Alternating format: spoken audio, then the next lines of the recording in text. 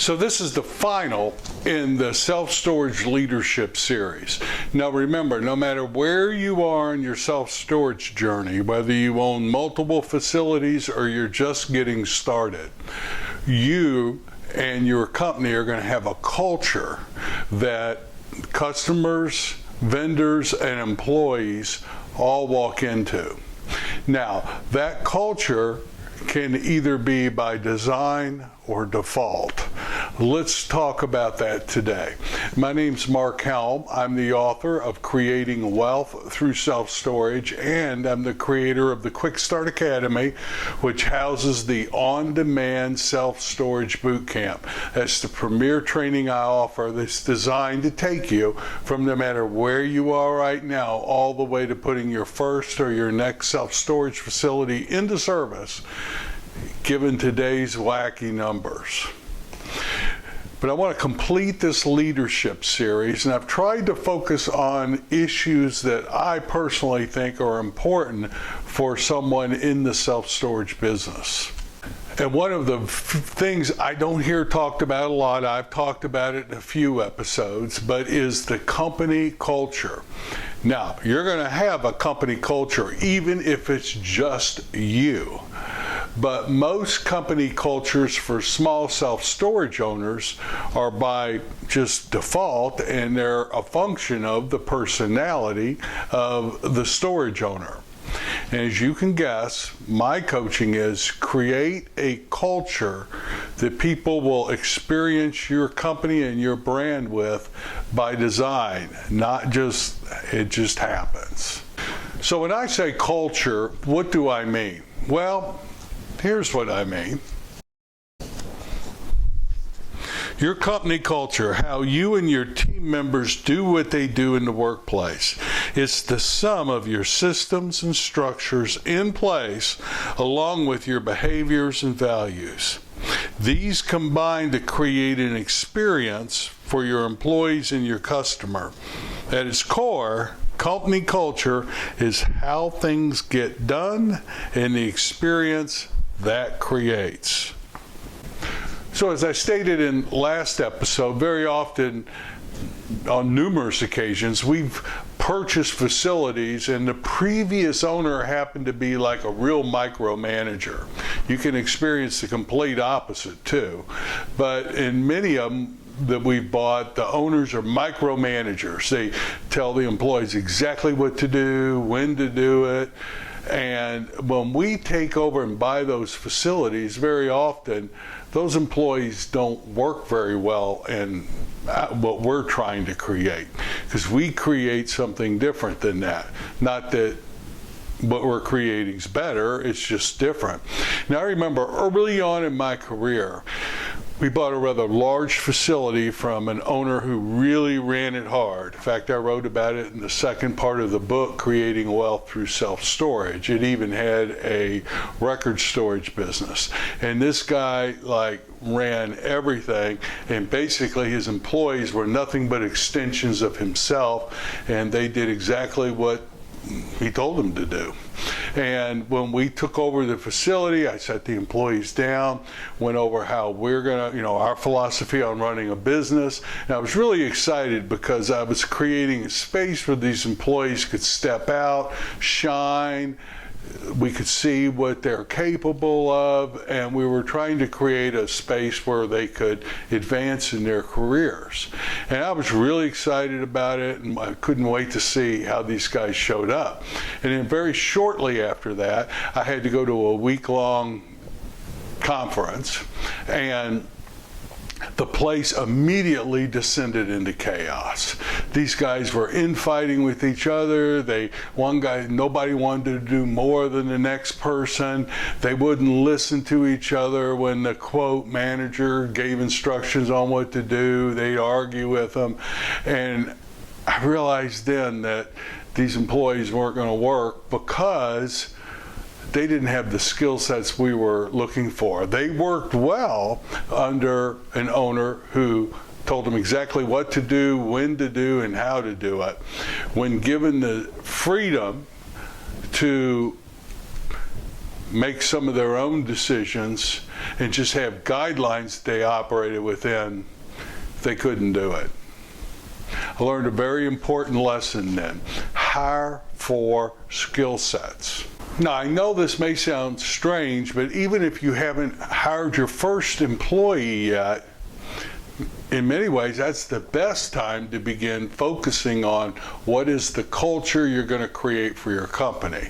So there's a lot of people who know a lot more about creating company culture than I do, but in my limited experience with the storage companies that I've been involved in, I've come to believe there's like 4 major parts for us as storage owners to create a company culture. And the first is, what is the culture you want to create as the owner? Or you would sit your partners down and say, guys, what do we want to create as a company culture? And where I would suggest starting is with the customer experience. What do you want your customers to experience as they interact with you and your storage company? I mean, even if you're 100% automated, there's still a culture that customers are going to experience. How will the signs look? How will the website look? How will the website and the signs on the facility go together? Perhaps you're creating a very low price, value-oriented facility. Not bad, just not what we do, but not bad. That's a great business model, business strategy. What will the customer's experience be? How can you exceed customer expectation even in a low budget operation? Perhaps it's my age, but I still like interacting with people. In our business model and our company structure, we still have on-site managers. Yes, we have a lot of the modern technology, kiosk and rental centers, but we also have managers who will interact with our customers, and we train them on what we expect in customer interaction. In fact, when we're hiring these people, we actually test them, then interview them, and we're looking for certain traits, and these traits are a function of the culture that we consciously decided to create. So for example, for us, not that this is the right way to do it, but for us, we know that storage customers tend to often be in transitions in their lives. Not all transitions are pleasant. We wanted managers who can empathize with our customers. We also wanted managers who we could train to sell, that were not afraid of selling, that liked some competition as well. And so we test for that and interview for that, and that's what we're looking for in our managers. We're not necessarily even looking for storage experience. We can train them on what they need to know about storage. I can't train them on empathy or being competitive and not being afraid to sell. Now, believe me, there are days where I wish I had less employees, but given the company we want to create and the culture we're trying to create, that's what we're looking for in employees. And we train them on the storage piece of it. And again, not that ours is the right way, but for you, define, even if you have no employees, define what the culture is, and I would suggest starting with what is the experience you want your customers to have. Because here's what I know: no customers, no business. Now, the next part in creating a culture is to seek input from employees and partners.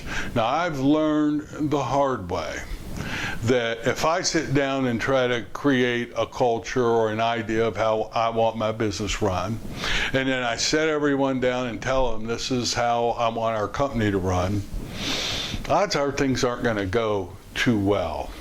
They might agree with it, but when I'm not there, it doesn't necessarily go that way. So I've learned the hard way that it's important to get important stakeholders, like the people who are going to be on the front lines doing it, and partners who are charged with seeing that it gets done, to have the experience of creating what it is they're responsible for. I know it, for me, very often, taking a day or a couple days out to create this with people, get their buy-in, get their input, create an environment where they feel like they're helping create the culture or create the customer experience that people are going to walk into. For me, it's very often very slow and painful, and it just takes forever, and I could be doing so many other productive things, but I've learned the hard way that this is very important in establishing a company. When people have the experience of being involved in creating it, then they are much more accountable, and it will help ensure that what we're creating actually deploys in our company. I've also hired people to come in and run these events for us. That's a painful process for me to be involved in too, because it is so slow, but it's critical. Now, usually what gets created is very often my vision, because I kind of lead them there, or the vision that I've created with our partners, and we lead everyone there. But not always. Very often something even better is created than what I had seen in my own head. When we take the time, or when you take the time to actually do that, my experience is things go a lot better, and what gets created in reality is a lot closer to what the vision is that I have in my thoughts. So get buy-in from partners and employees or key team members. The third part that I think is real critical, and we talked about it, is hire for desired traits. Hire for culture first. So we know what we're looking for in our employee staff, even our maintenance people. In maintenance, when we've had maintenance crews, we want somebody who's competent at maintenance, can do certain types of construction, can work with the doors. But I'm also testing and looking for, because I know that even our maintenance crew at times will interact with our customers. And I want to be able for a customer, if they interact with our maintenance crew, that we have somebody on staff who can interact in the way that fits within the culture we're creating. Might not be the first trait I'm looking for on the maintenance side, but it's also something that we consider because that's part of the customer experience. So hire for culture first. Now, there's a lot of, I've mentioned it a few times, there's testing. I don't want to get into it here. I'm not an expert on it, but we've deployed 2 or 3 different types of tests that we've used over the years to test potential candidates that will help us look for the traits that we're looking for. You can research it on your own. I don't necessarily want to make a recommendation here. I just know that we've tried different things. All of them work to whatever degree they do, and it's a lot better than not doing anything, in my opinion. Is it foolproof? No. But it's sure a lot better than just my gut feel. And the final piece in creating a culture that I think is really critical is to recognize and celebrate employee or partner achievements. And this can even go for vendors too. I never cease to be amazed at the ownership that the employees that we've hired will take on the company. And I've learned that I think it's money that motivates employees to do well, but the majority of the time it really isn't. What employees want to do, my experience is they want to feel like they're part of something bigger than themselves. They're not just out by themselves alone working on your storage facility, which is given the slow pace of storage and you don't have a lot of people, that's an easy experience for people to experience who work for us. So we create events, we create, Zoom meetings, get-togethers where all of our managers are interacting with each other, supporting each other, and I have found that being very specific and acknowledging an employee who does something well, hits their key performance indicators, excels over their key, being very, not just you're doing a great job, but being very specific about why you're acknowledging them, that goes a heck of a long way towards creating an employee who's anxious to fulfill on what they're up to working at your company. Same with partners. When partners do a good job and really support you and really step up to the plate, let them know very specifically why you appreciate them. I tend not to do this. I tend to be very focused. I get a lot done in a day, and I can be walking through a facility and not even notice that people are around me because I'm moving towards and trying to accomplish what I've got to accomplish. My wife reminds me of this frequently, to slow down and connect with people. As Stephen Covey says, you want to be efficient with tasks, but effective with people. It occurs to people like they're there to help me and I'm not really focused on them as individuals. I've got to slow down and change that. I can appear aloof and not interested, and the reality is, at least in my opinion, that's not what's going on. It's more I'm just focused on trying to get done all the stuff that needs to get done in a day. So all of these are critical, in my humble opinion, on creating a culture that your customers ultimately, but everyone who experiences your self-storage company will walk into. This is the responsibility of a leader, of an owner of a self-storage facility. How many times have we ever looked at them to purchase and we just walk into something that's nothing but an extension of the personality of the owner? Don't do that. Create a culture by design.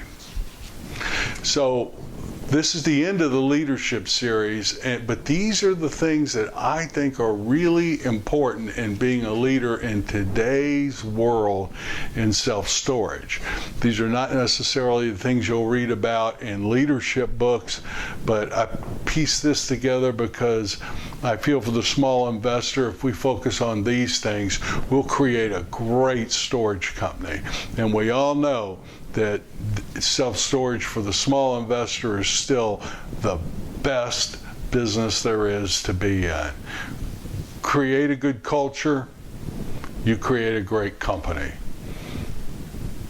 Thank you very much, and I look forward to being with you next week. My name's Mark Helm. I'm the author of Creating Wealth Through Self-Storage, and I'm the creator of the Storage World Analyzer. That's the financial analysis modeling tool that we use.